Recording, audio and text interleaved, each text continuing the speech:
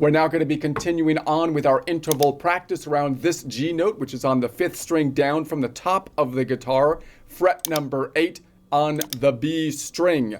So that means as we go around this note and look at the same shape, we're going to build, in essence, the same shape around it, which basically means we're going to be looking at the Mixolydian mode. This is a practice. We recommend doing practices like this, like 15 minutes a day, although it's kind of heavy on the theory, because once we get that down, then it makes it a little bit easier for us to improvise and do different things in a more fluid and flowing way.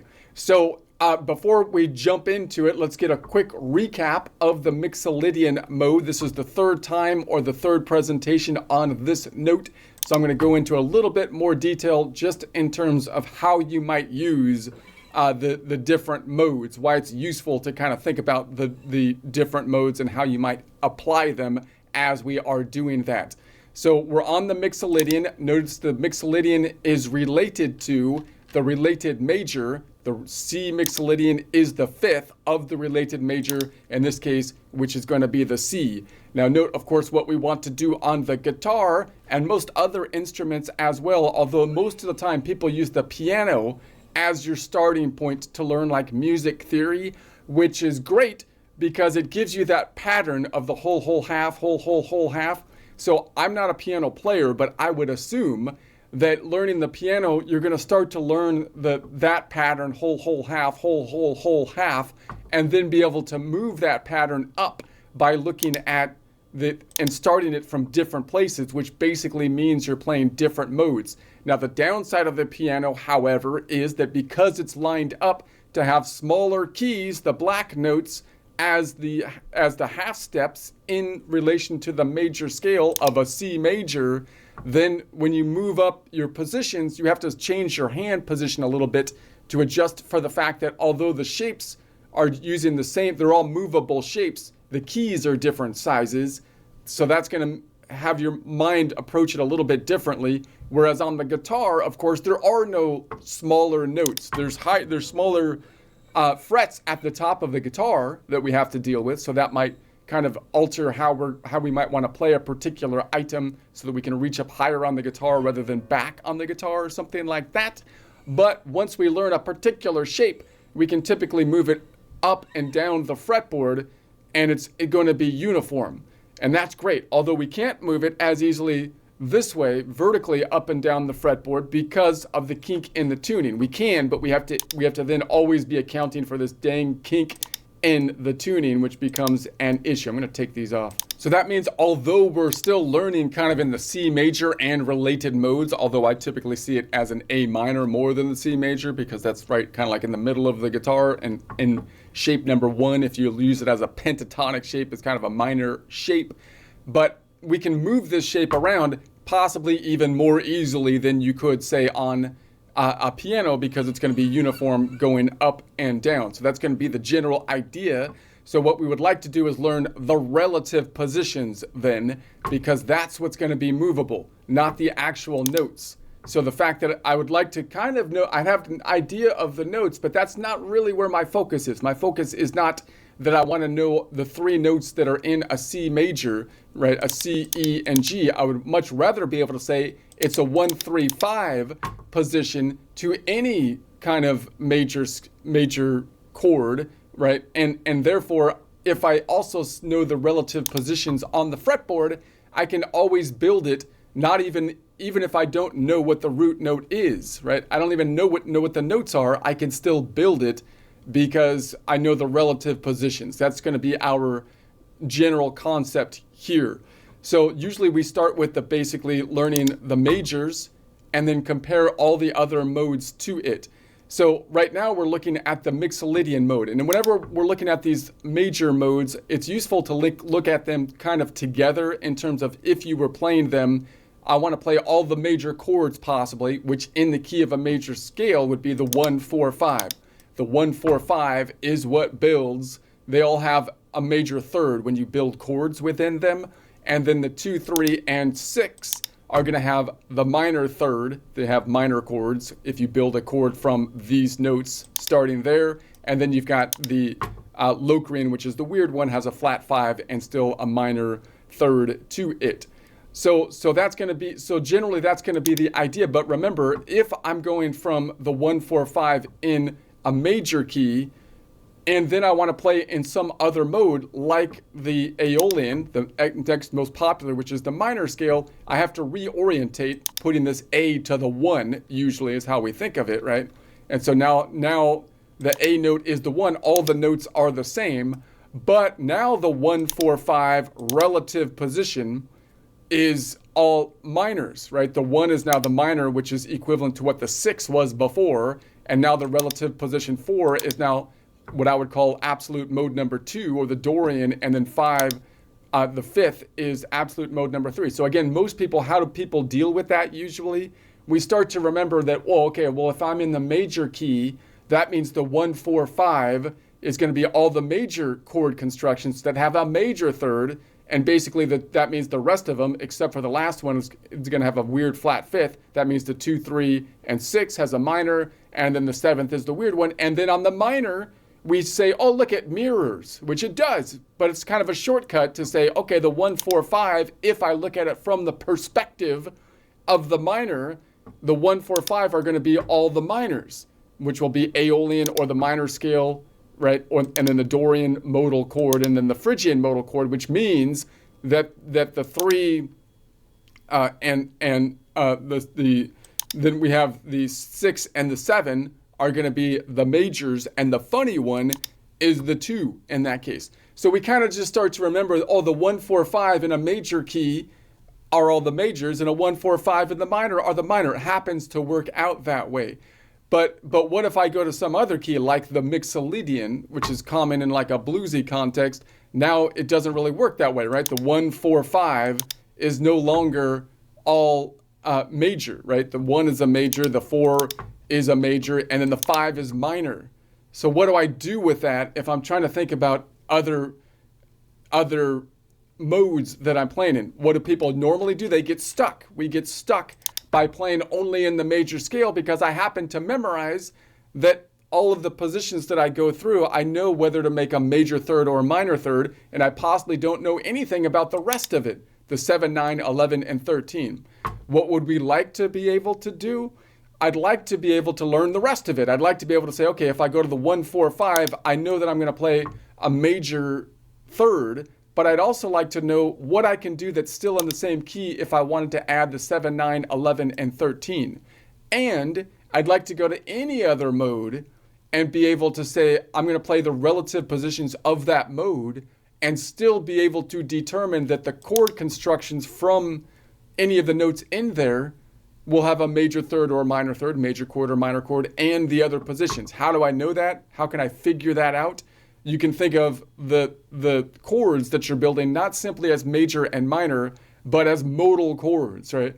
So in other words, if I'm building a chord, if I'm building anything that's out of these notes, the colored notes, the ones that aren't the white notes, we leave out the white notes, right? If we build some, because the colored ones are in the scale, then I am building something that is going to be some type of modal chord, because it's using so I can look at it from the perspective of a modal chord, right? If I pick up the reason we don't talk that way typically is because it's quite possible that I play a chord that doesn't have the notes in the key in it. Many times we would want to do that.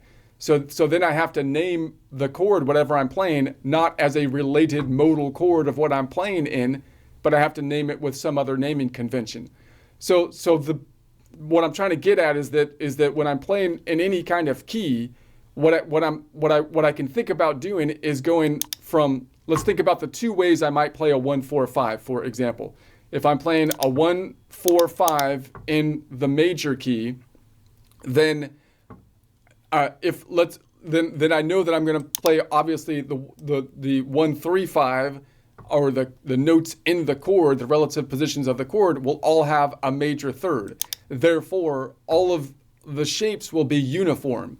I'm going to have a 1-4-5. I'm going to have the same shape in it. So if I was on like a C, like if I was up here on here in the C, I can use an E-shaped. If I'm doing bar chords, I can use an E-shaped bar chord.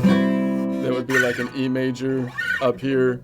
And then if I go underneath it, then I have an F. So the F is going to be right underneath it for the 4, and I can use an A major shaped bar chord, which is like that A that we can put up here, right? And then I can go up to the G and also use an A-shaped bar chord. And the shapes are the same in essence, are uniform, because they all have a major third. They don't have a flat third. That makes them all movable. That's great. But what if I want to add the 7? Then it becomes a problem, because the 7 doesn't follow the same convention as the third. I can't just say, well, that all the majors are going to have a major 7 and the minors are going to have a minor 7. It doesn't work that way, right? So then when I'm adding the 7, there's 2 ways I can think of it. Do I want to add the 7 as I'm going from the 1, 4, 5 and add the 7 that will be in the same key, meaning it'll be one of the colored notes? Okay, well, if I do that, if I'm playing in C major, then this 7 is going to be a major 7, an 11 note away major 7. But then when I go to the 4, this 7 will also be a major 7. But then when I go to the 5, it's going to be a flat 7. So the shape isn't going to be the same. So if I'm playing something in a major scale and I'm adding the 7 to the 1, 4, 5, and I want to stay all of my notes, I don't want to remove my notes from the colored notes here. I'm going to be in the same key the whole time. Then the 1 is going to have an 11 note away major 7. The 4 is going to have an 11 note away major 7 from the F, right? Because that's going to be in the Lydian mode. Basically, it's a Lydian modal chord, which also has a 7 that is a 11 note away major 7. But then when I go to the 5 and I add the 7, it's going to change. It's going to be the minor 7, a 10 note away minor 7, right? So then the question is, well, what if I wanted to play something bluesy, right? What if I wanted to play a bluesy thing? Well, the bluesy thing, what it does is it always puts in the minor 7, right? So what if I wanted to put in the minor 7 all the time? Well, then I'm going to be thinking, okay, I'm in the key of C, but I'm always going to be adding a minor 7. So like if I was playing the C shape down here, then it's going to be like duh, and then, the C shape like that. But then I'm going to add like this note, right, which is outside the key. Right, so now I've tweaked it. And what did I do? I added a flat 7. So that's the note that's going to be different from the major scale and the Mixolydian. So what have I kind of done here? I've kind of converted the C major to a Mixolydian. I played it as though I was playing mode number 5, a Mixolydian. And then when I go to the F, I'm gonna do in essence the same thing, right? So the F would be up here. So once again, the whole F shape, if it was this C-shaped F, would fit in my C major scale.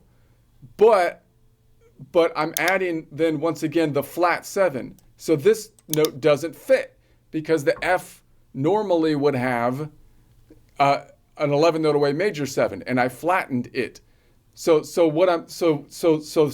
now you can think of it as though, okay, I'm just going to be playing the 1, 4, 5 in the key of C, and then I'm going to add that flat 7 to the chord construction, right? But then when I go to the G chord, so if I played off of this G, and I'm in the same thing, it already has the flat 7, that same shape. So if I move that same shape up to the G, it's already there. It's already in the key. So you see what's happening here.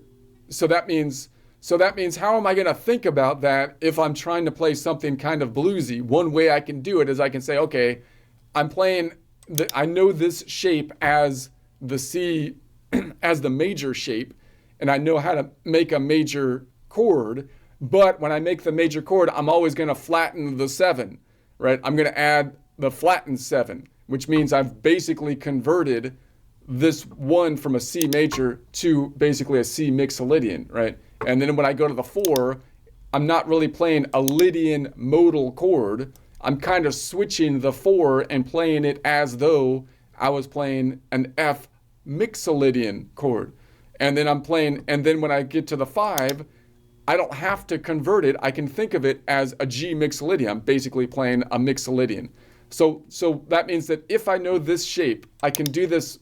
I could say there's 2 major modes. One of the major modes is the major scale, or Ionian, and I can think of myself as playing in the Ionian and basically flattening the 7 and then playing with the 3rd, which is kind of the bluesy thing to do, which basically means I'm kind of converting my mind on those 1 notes to be mixolydian, right? I'm kind of converting them all to be mixolydian, because you notice what the classic form of the blues is doing is it's saying I'm not going to stay in the same key, but instead I'm going to use uniform shapes.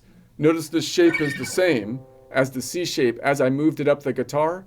So it's basically saying I'm going to sacrifice being in the same key for the parallelness, the sameness of the shape, which is going to make it sound like it comes together because everything is parallel in that way. The shapes are all the same, as opposed to being in the same key. So those are your 2 choices. When you go up to it, so the other way you can think about it, it would be like if I wanted to play something in C major, right, in a major key, and this is the 7. Let's play with the 7 again, and this time it has a major 7 in it, which is an 11 note away major 7. Then when I go to the 4, do I want to think of the 4 as being a modal chord of an F Lydian, which would be all the same notes in the key, or do I want to basically think in my mind that I'm going to F major, F Ionian, right? I could say, so when I go to this chord, I can say, look, I'm going to play something completely parallel. It doesn't have to be the blues. It could be anything, right? I could say, well, I'm going to play all of the notes, whatever the notes are in the C major, and then when I go to the 4, instead of thinking of it as a Lydian modal chord, I'm going to think as though I'm switching to an F major scale, right? I'm going to switch it to a major scale, so everything will be parallel. Now, the 2 happen to have the same 1, 3, 5 relative positions, as well as the 7 for the Lydian, but then when I go to like the mixolydian, again, instead of me saying I'm going to go to the 5, which is a mixolydian modal chord if I want to stay in the same key, which means that I can't play the same shape. I would have to play a flat 7. Instead, I'm going to imagine that I went to the 5 and I convert the G to a G major, not a G mixolydian, which means I'm not going to play a flat 7. I'm going to play the same 7 in relation to the G, so that all the shapes will be parallel. So those are kind of your 2 choices. As I go through my progression, I could stick to just playing the 1, 3, 5. If I do that, then I know that the major chords are the major chords, the minors are the minors. The only difference is the 3rd. But if I want to add particularly the 7, but then go up above the 7, then they're not going to be the same. All the majors and all the minors will not have the same 7, 9, 11, and 13. What are my options then if I play through the chords? Well, if I'm in the majors, I can play the major chords, and again, I can basically say I'm going to play the related modal major chords, which will be different in shape, because they're not going to have the same relative positions of 7, 9, 11, and 13, but they'll be in the same key. Or I can say I want to play the exact same shape, which means I'm going to move the shape up exactly, which means I'm not going to be playing exactly a 4 and a 5 as though they're the modal chords of a Lydian and mixolydian, but rather I'm going to think in my mind that they're majors, right? So it'd be like I'm playing the 1, which is a C major, and then the 4, which is actually I've converted to an F major mode, right? And then the 5, which I've converted to a G major or Ionian mode. And that way all of my shapes will be parallel, and it should sound cool, even if it's not a bluesy thing that you're doing, even if it's not the 7, although the 7's mostly the most common to kind of do that with, because all of the shapes are parallel in nature, even though they're not in the same key, right? And so I think those are the two ways that you can do it. Now, so if you're doing like a bluesy thing, notice that when you look at the major scale, you're converting the major scale to like as though you're playing the Mixolydian. The other way you can do this is say, well, what if I went down to Mixolydian, right? What if I imagine myself in Mixolydian? So now instead of playing, I'm using the same notes, but instead of playing in C major, I'm playing in G Mixolydian. Now that works great, because that means that like my G shape now can be like this. Whoops, is that right? So I'm just doing that same shape, adding the 7. But that 7 now is in the key because I'm in Mixolydian. So now I'm adding that 7, which works. It's in the key. That's great. But now if I'm thinking of myself in G Mixolydian, what happens when I go to the 4? When I go to the 4, I'm going to basically the Ionian or major scale. So now when I go to the C, of course the C doesn't have that same, here's my C shape, right? Again. So now of course, just like we saw it before, it's the same thing. It doesn't have this note in it. But I could add it. So now what I'm doing is saying the 1, if I'm looking at it from Mixolydian, the 1 already has the flat 7 in it. But when I go to the 4, then it doesn't have the flat 7. I can just add it. And if I do that, I'm kind of imagining that when I go to the 4, I'm converting that C to a Mixolydian.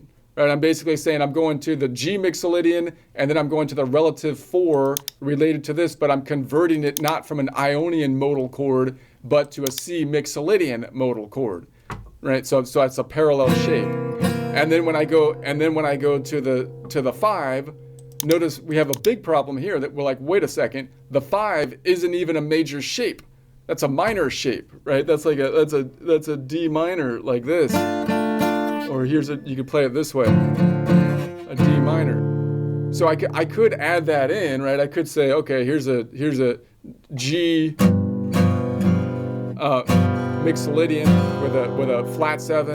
Here's a C where I'm just not adding the 7, and then I can go to the D minor and then back to the G.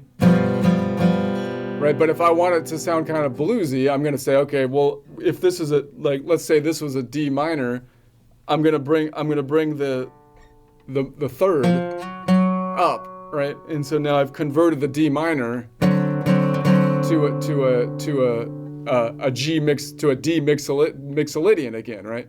So what I want to be able to do is, okay, I'm going from a G Mixolydian to a C Mixolydian to a G Mixolydian to a D Mixolydian. So what I'm doing is I'm just saying, okay, so now I'm in Mixolydian. But I'm going to play the 1, 4, 5, which is going to be the G, the C, and the D. But I'm converting the C from an Ionian modal chord to a C Mixolydian.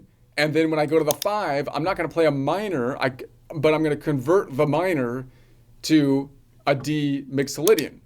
So I've basically made the 1, 4, 5 all uniform, going from Mixolydian to Mixolydian to Mixolydian, which makes it all kind of uniform. Now you could go back and forth between those two. Like I could go around one time and say, now I'm going to be playing from Mixolydian and then go to the C and then add the C, the 7 that's related to the C, 7, the major 7, or not play the 7 at all. And I could go to the D and then add them and be a D minor. And that'll sound cool because it'll be in the same key, although it won't be parallel. It won't sound as bluesy, right? But it'll be in the same key. So that's why the bluesy thing to me goes into kind of jazzy kind of thing, because it blends all this stuff together. I can go back and forth between those two things, which means it also is easy for me to lead into different modes that way, right? Because if I'm kind of like playing in between the major and the minor, and then I'm going from Mixolydian to Mixolydian to Mixolydian, then I can easily go from any of those other Mixolydians to any of the other related modes, right? I'm kind of just in between. I'm always like a little in between things, right? Okay, that's enough. Maybe I don't know if that made sense, but let's move forward here. Let's do a quick joke first, and then we'll start on our interval practice. It's gonna be a long one because I have. Anyway, let's